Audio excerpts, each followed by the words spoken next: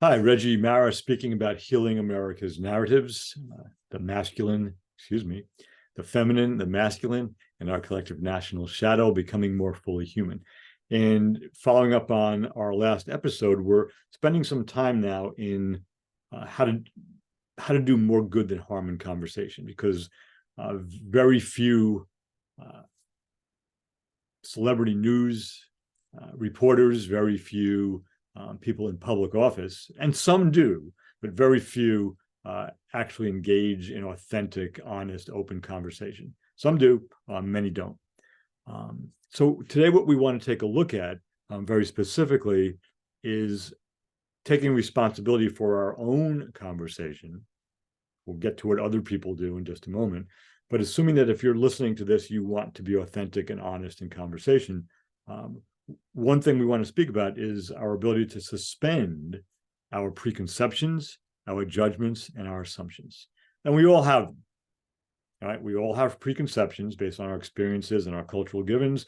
We make judgments based on those, and we make assumptions based on those.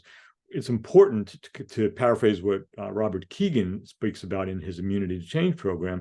We want to make sure that we have assumptions and that our assumptions don't have us. So what does that mean?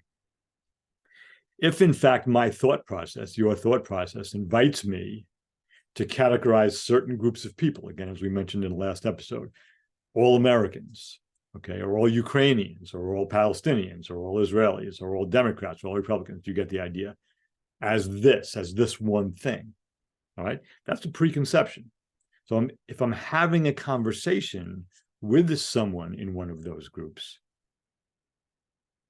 I'll be more capable of having a grounded, honest, useful conversation that does more good than harm if I can suspend whatever preconceptions I have.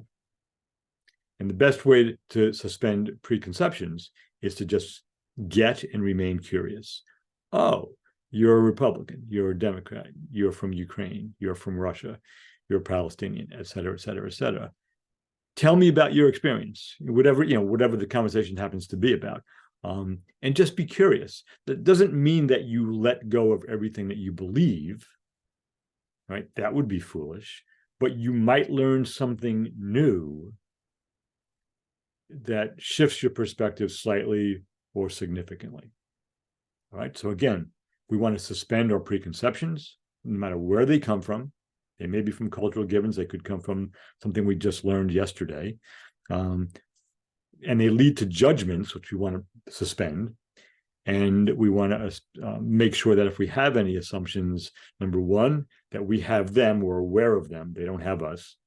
And number two, we want to test our assumptions, find out if they're true or not. They might be true, right? Then they're not assumptions anymore, right? They're facts, perhaps they're facts. But test your assumptions. So I'm going to leave it there for now and keep these pretty brief. And again, if you want a brief overview of all of these approaches to doing more good than harm in conversation, my 2020 book, Enough with the Talking Points, which weighs in at about 108 pages, is available. But again, I'm not trying to sell that. I want to continue this conversation about conversations, because in the absence of doing more good than harm in conversations, the chances of healing America's narratives, again, that's the underlying thing that we're talking about here, is not only slim, it's probably zilch, it's zero.